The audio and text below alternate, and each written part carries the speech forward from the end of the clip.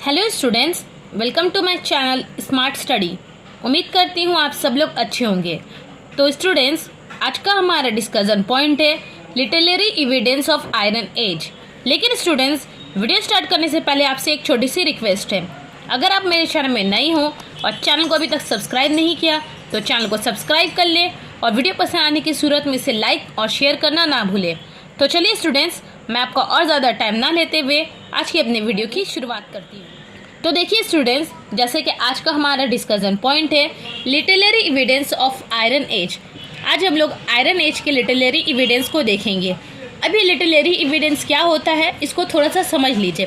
जैसे कि मैंने आपको अपने अगले वीडियोस में बताया था कि हम लोग हिस्टोरिकल सोर्सेज को 2 पार्ट्स में डिवाइड कर सकते हैं। First one is literary sources and second one is archaeological sources. Okay students, तो ये लिटरेरी सोर्सेज क्या होती है?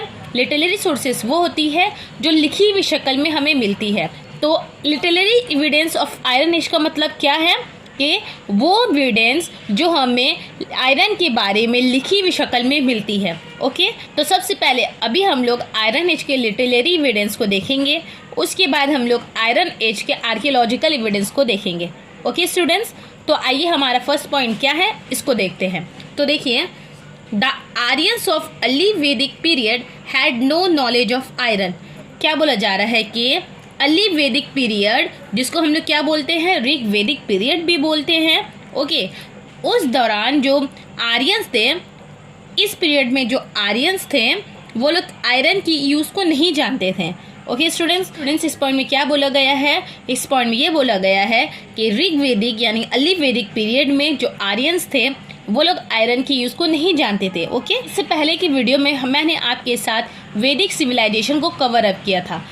उस वीडियो में मैंने आपको बताया था कि वैदिक पीरियड को हम लोग 2 पार्ट्स में डिवाइड कर सकते हैं। First one is early Vedic period and second one is Rig वैदिक period. Okay, early Vedic period के आर्यंस जो है वो आयरन के बारे में नहीं जानते थे, उन्हें आयरन की कोई नॉलेज नहीं थी। ओके, नाउ इस चीज़ को लेकर ना हिस्टोरियंस के बीच में कंट्रोवर्सी रही है। कोई कहता है कि इंडिया में जो आयरन का यूज़ हुआ है वो अर्ली वैदिक टाइम से स्टार्ट हुआ है, जबकि कुछ कहते हैं कि वो लेटर वैदिक टाइम से स्टार्ट हुआ है। ओके, तो देखिए हमारा नेक्स्ट पॉइंट क्या है। The word ayas is use in Rig Veda about which some scholars have that this was iron metal. क्या बोला जा रहा है इस पॉइंट में? जो वर्ड यूज हुआ है ऋग वेदा में, ओके, आयस का जो वर्ड यूज हुआ है, ओके, वो आयस का वर्ड का मतलब क्या होता है? स्कॉलर्स सोचते हैं कि इस आयस के वर्ड का मीनिंग होता है आयरन मेटल। ओके, अब आगे देखिए, but this is the fact that this word ayas has use in general meaning of metal. देखिए, लेकिन दूसरे ग्रुप ऑफ स्कॉलर जो है वो क्या कहते हैं? ऋग वेदा में जो वर्ड आयस यूज हुआ है वो दरअसल दूसरे मेटल को दिखाते हैं, ना कि आयरन को दिखाते हैं। Okay, not specific meaning of iron metal. मतलब आयस जो है वो ये नहीं दिखाता है कि आयस का मतलब क्या होता है। ऋग वेदा में जो वर्ड आयस यूज किया गया है उसका मतलब क्या होता है? Iron metal. ओके, तो अभी हम लोगों ने सेकंड पॉइंट में क्या पढ़ा? सेकंड पॉइंट में ये पढ़ा कि एक स्कॉलर का ग्रुप जो है वो कहता है कि ऋग वेदा में जो आयस वर्ड यूज हुआ है इसका मतलब होता है आयरन मेटल। मतलब अर्ली वैदिक पीरियड के आर्यन जो थे वो आयरन के यूज के बारे में जानते थे। लेकिन दूसरे ग्रुप ऑफ स्कॉलर का क्या मानना है? जो ऋग वेदा में आयस जो वर्ड यूज हुआ है वो दूसरे मेटल को दिखाता है, ना कि आयरन मेटल को दिखाता है। ओके स्टूडेंट्स, अब आगे आइए हम लोग नेक्स्ट पॉइंट को देखते हैं। अब देखिए नेक्स्ट पॉइंट क्या कह रहा है। द आर्यंस ऑफ लेटर वैदिक period had knowledge of iron. क्या बोला जा रहा है कि एक्चुअली में आयरन का जो यूज़ है वो लेटर वैदिक टाइम्स में ही आर्यन जो है वो जान पाए थे, उन्हें इनकी नॉलेज आई थी। Okay, in the text of this period 2 words Lohit आयस एंड कृष्णा आयस हैज बीन फाउंड। क्या बोला जा रहा है कि लेटर वैदिक पीरियड के दौरान जितनी भी टेक्स्ट लिखी गई है उस टेक्स्ट में 2 वर्ड्स मिले हैं। कितने वर्ड्स मिले हैं? 2 वर्ड्स मिले हैं। एक है लोहित आयस और दूसरा है कृष्णा आयस। ओके, अब देखिए इसका मतलब क्या होता है। द लोहित आयस is use in the sense of copper metal. Okay, क्या बोला जा रहा है? लोहित आयस जो है वो ये बताता है कि आर्यन जो है वो कॉपर मेटल का इस्तेमाल करते थे। ओके, आगे आइए।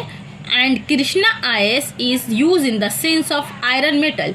तो कृष्णा आयस क्या दिखाता है? कृष्णा आयस ये दिखाता है कि लेटर वैदिक टाइम्स में वो लोग जो आयरन मेटल यूज करते थे उसको वो लोग क्या कहते थे? कृष्णा आयस। ओके स्टूडेंट्स, अभी हम लोगों ने क्या पढ़ा समझ में आया? आइए हम लोग नेक्स्ट पॉइंट की तरफ चलते हैं। Krishna Yajurveda speaks of 6, 12 and 24 oxen yoked to the plough. क्या बोला जा रहा है? कृष्णा यजुर्वेदा। लास्ट क्लास में जब हम लोग वेदास के बारे में पढ़ रहे थे तो हम लोगों ने ये जाना था कि यजुर्वेदा को हम लोग 2 पार्ट्स में बांट सकते हैं। First one is Krishna Yajurveda and second one is Shukla Yajurveda. तो कृष्णा यजुर्वेदा में 6, 12 और 24 ऑक्सिन योकेट जमीन के बारे में जिक्र आया है, डिस्क्राइब किया गया है, बताया गया है। ओके, क्या बोला गया है? 6, 12 और 24 ऑक्सिन जमीन को ये लोग प्लग करते थे। ओके, तो देखिए क्या हो रहा है। Scholars estimate that such plug of heavy weight and plug shear will have made from iron। क्या बोला जा रहा है? ये जो 6, 12 और 24 यॉकेट ज़मीन है, ऑक्सिन यॉकेट ज़मीन है, ये तो छोटी ज़मीन नहीं है बल्कि बहुत बड़ी ज़मीन है। ओके, ज़मीन का एक बहुत बड़ा हिस्सा है। अब इसको प्लग करना है तो क्या चाहिए? बहुत हेवी मशीन की ज़रूरत होगी।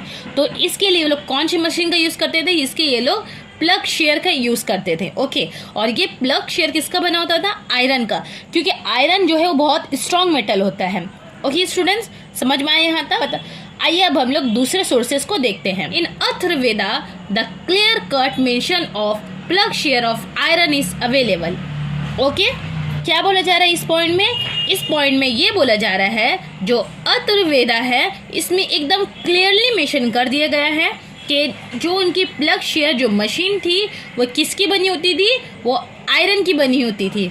ओके स्टूडेंट्स, अब आइए नेक्स्ट सोर्सेस की तरफ। देखिए हमारा नेक्स्ट पॉइंट क्या है। इन सतप्ता ब्रह्मणा the relation of iron is establish with presently class. क्या बोल रहा है कि शतपथा ब्रह्मणा जो है उसमें क्या दिखाया गया है?